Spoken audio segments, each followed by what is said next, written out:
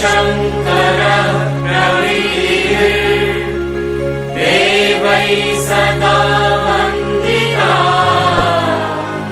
सा मां पातु सरस्वती भगवती निःशेषजाड्यावहा।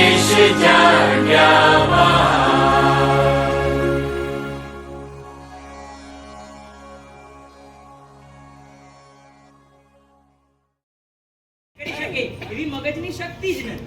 અને આપણને મળેલી મગજની શક્તિ એ જ આપણને બીજા બધા કરતા સ્પેશિયલ બનાવે છે, વિશેષ બનાવે છે. બરાબર કે નહીં?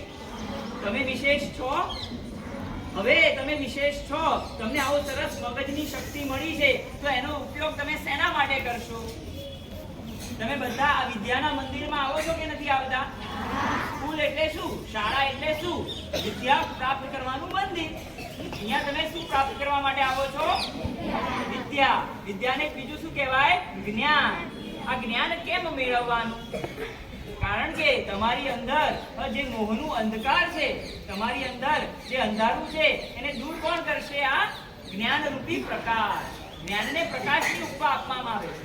જ્ઞાન કોના જેવું છે? સૂર્ય જેવું છે. સૂર્ય શું કરે? દિવસમાં ઉગે એટલે રાત્રિનું જે અંધકાર હોય એને દૂર કરી કાઢે કે ના કરી કાઢે?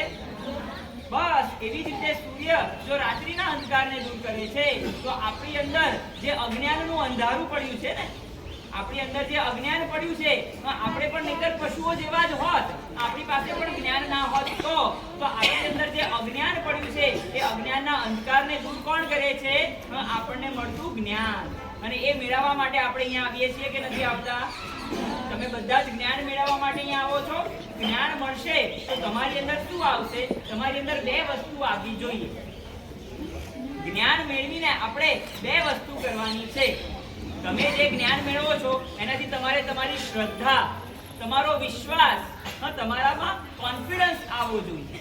અને બીજું, તમે જે જ્ઞાન મેળવો છો એનાથી તમારી અંદર ચારિત્ર એટલે કે તમારી અંદર કેરેક્ટર આવવું જોઈએ. આ બંનેનું મહત્વ છે. આ બંનેનું ખૂબ જ મહત્વ છે. તમારી અંદર જ્ઞાન મેળવીને શું આવવું જોઈએ? કોન્ફિડન્સ અને કેરેક્ટર. તમારી અંદર શું આવવું જોઈએ? દર્શન અને ચારિત્ર.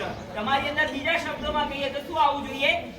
ઓમ ऐं नमः ओम ऐं नमः ओम ऐं नमः ओम ऐं नमः ओम